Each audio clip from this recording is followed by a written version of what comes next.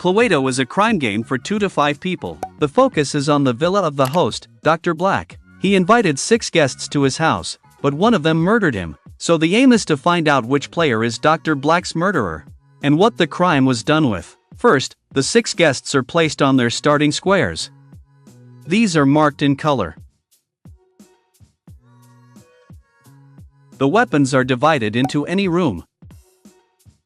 The evidence cards have a magnifying glass on the back. These are mixed well and placed in a stack at the edge of the game. The remaining Cluedo cards show 3 different categories: weapons, people, rooms. These are also mixed well and placed face down.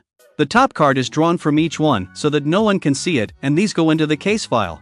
This is the middle square here.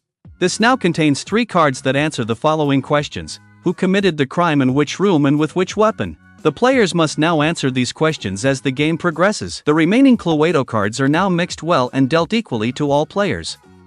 Then each player receives a sheet from the detective's notepad. Now each player secretly looks at their Cluedo cards and marks them on their detective's notepad. This is all done secretly so that the other players cannot see it. The task is to solve the murder case. To do this, you go through the rooms of the villa and express a suspicion as to who could have committed the murder with which weapon in which room. The other players must then show you the suspect card if they have the suspect card. If you think you know the solution to the case, you can file charges once. Then you can look in the case file to see if you are right.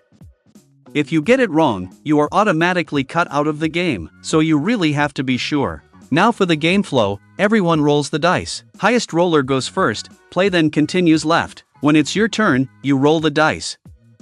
If you roll a magnifying glass, you draw an evidence card, read it through and carry it out.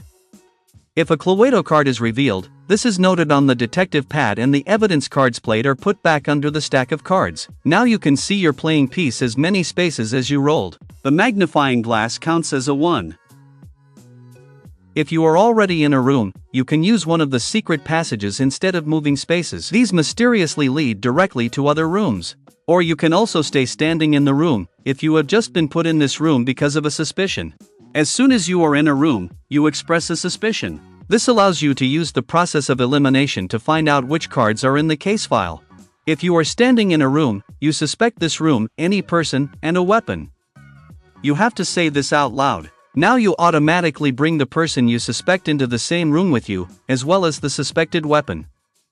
Then you secretly show the player sitting to your left a suspicious card, if he has one of them. If he has several of them, you can choose which one to show.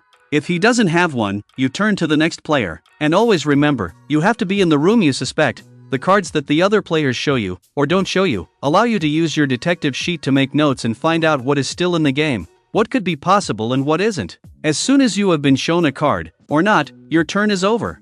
And it's the next player's turn. The next player then starts rolling the dice again, and so on.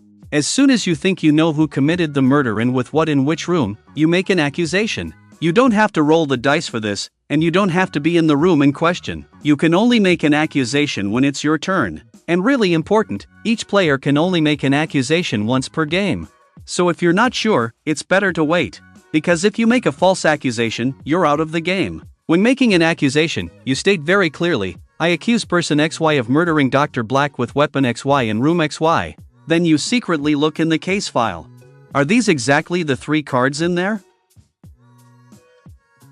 If so, then congratulations, you have solved the murder. As proof, of course, you show the players the 3 cards from the case file. But if not, then you made a mistake and the 3 cards are put back into the case file, in such a way that none of the players can see them. Now the person is no longer allowed to move across the game board. You failed. However, you still have to show the other players your own cards as soon as you are suspected. The other players continue playing until someone makes the right accusation.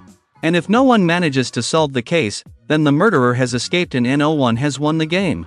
If you like this video, please leave a thumb up and feel free to subscribe this channel. Thank you for watching.